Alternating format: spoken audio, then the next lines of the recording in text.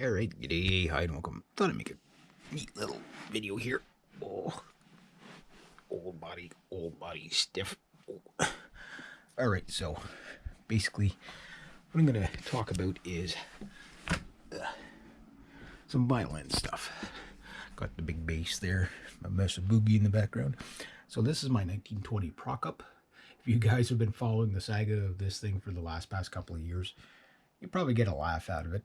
But it just shows I don't give up on stuff too easily. And every time I get the opportunity, I like to show the backside of this thing because this thing is just gorgeous. I know the camera can't quite capture,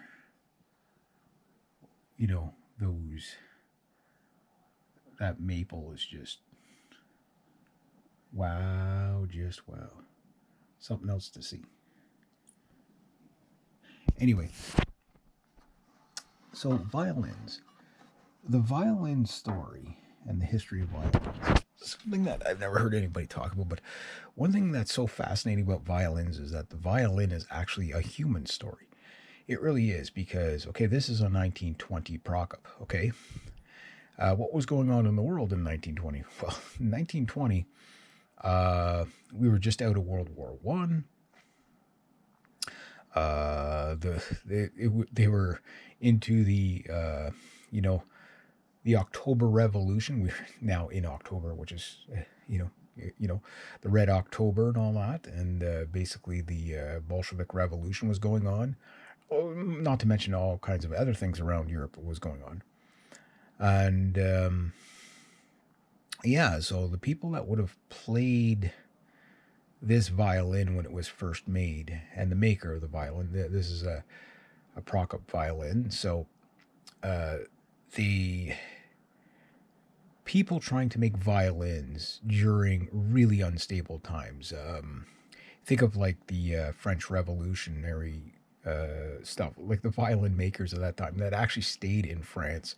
I mean, it's insane when you think about it, but they still carried on the art of the craft. Now, when you look at this thing, compare it to a brand new instrument, it is twice as impressive that this is completely built by hand. Okay, maybe not the new bridge. The new bridge is, and the tailpiece and whatever. Yeah, those are probably pumped out on a, like a newer, what you call it, like a CNC lathe or whatever that can, make these things very, very easily.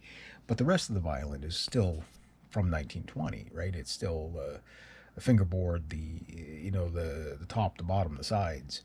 All that stuff is still from that era. And people found a way to make something that's 103 years old, still playing up to pitch now. And so what kind of a story does that tell, right? It tells you a story about craftsmanship for sure, and how, we've kind of lost that in, the age of automation, where, how long did it take to build this violin? What, 2 months, 3 months, 300 hours into it?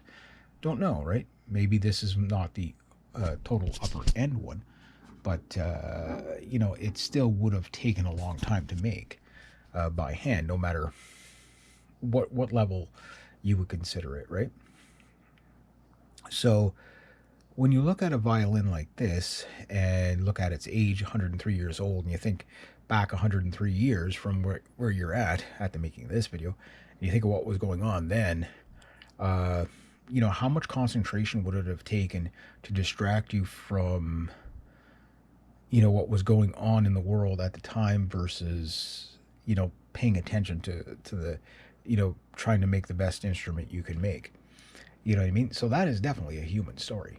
So I might, you can hear the rain right now, but when the white stuff starts flying pretty soon, and I'm kind of, out of work for the season, I might do a series on violin history, like, different violins from different times. I don't know if you guys would be interested in that, but just kind of like, okay, who owned it?